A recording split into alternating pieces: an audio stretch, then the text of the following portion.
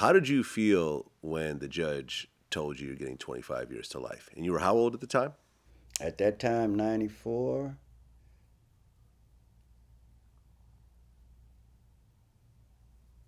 94, I'd have been going on probably almost about 37. Okay, 37 years old, you're being told 25 years to life. How did you feel when you heard that? Well, what ran through my mind at that time, because I already knew by being framed from the beginning I was fit to get it. So it wasn't no thought when I got sentenced. But I know what I did ran through my mind was, well, maybe I'm being punished for things I got away with. I can't cry about it. Hmm. So you accepted it. You ain't got, yeah, I have to accept it because I feel that's only fair. That's a fair bet.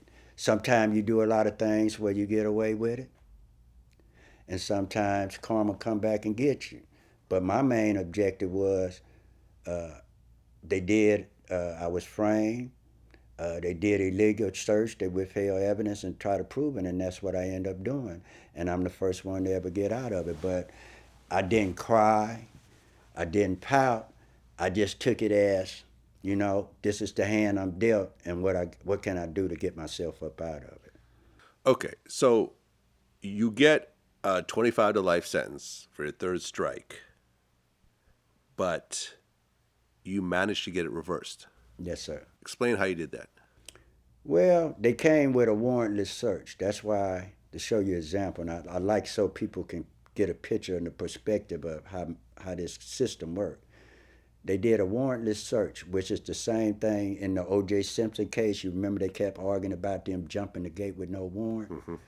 There's only 3 ways you can go into somebody's house behind a door. It's called extenuating circumstances. House on fire, you ran in there, or they think you are in danger. Other than that, you have to have a warrant. Mm-hmm. So they ran into this house with no warrant and said that I was running on parole. But I just had went to court for a traffic ticket, and I had a pass with me for me to be there. Mm-hmm. I give them the pass and say, because after I tell the people of the house, I say, ask them to see the warrant, the search warrant for the house, because I knew they should have one. So they say, we don't need one.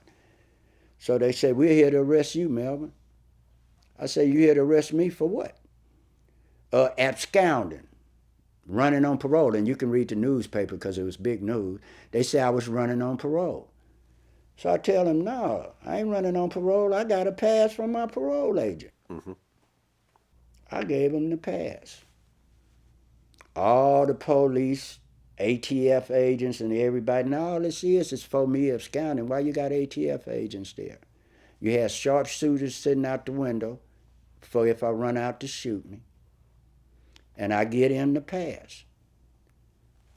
They all huddle out. The next thing I know, they lost the pass. Okay. But then my mother, because I call and tell my mother, I say, call my parole agent and tell him to call up here and tell him he knew I was here. Mm-hmm.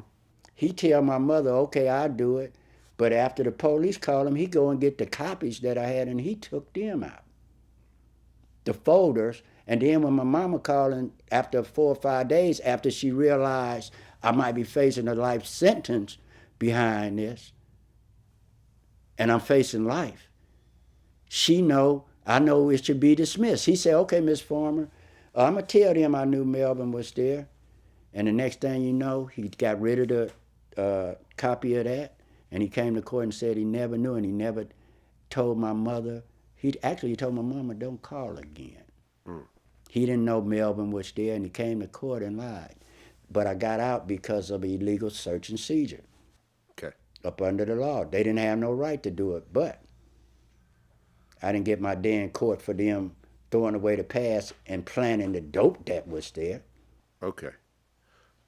How much time did you serve by the time they reversed that? I did just about 4 years. 4 years? Hmm? Okay. How did And it I feel? lost $250,000 that they took from me, 4 cars, my apartment, my furniture, my money, and I didn't get nothing back. Okay. Well, at least you got your freedom back, though. Yeah, but I didn't get my day in court. Yeah. See, when I got arrested my 60 times, I never cried. But what happens when you got a complaint where your rights violated? Why I don't get my day in court? If I can write a book and say that the police planted drugs on me, or in this case here, why I don't get my day in court? Yeah, I feel you.